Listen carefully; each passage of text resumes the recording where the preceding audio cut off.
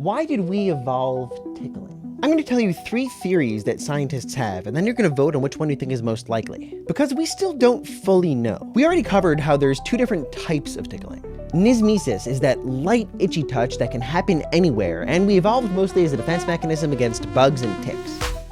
Easy. But then there's the real stuff, gargalesis. The type that makes you laugh and is produced by firmer, more rhythmic motions. Only in certain locations, is partially dependent on mood and context, and you can't do it to yourself. We know that we evolved this a long time ago because we see it in rats and monkeys. But the question remains, what sort of survival advantage does tickling give us that we kept it embedded so deeply in our psyche? Option 1, battle theory.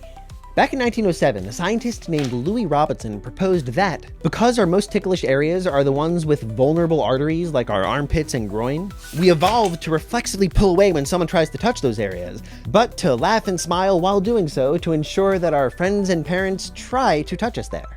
The problem with this theory is that there isn't really a perfect overlap between our ticklish areas and our most vulnerable ones. To see this, comment below with your order of most to least ticklish across neck, armpits, stomach, and feet. More instructions later. Option 2. Social theory says that we evolved tickling as a way to bond with our friends and family by establishing a tactile communication channel. They say that it helps infants develop a sense of humor, and it evolves towards sexual play with adults. The problem is that proponents of this theory say that we can only be tickled by people who we have strong social ties to.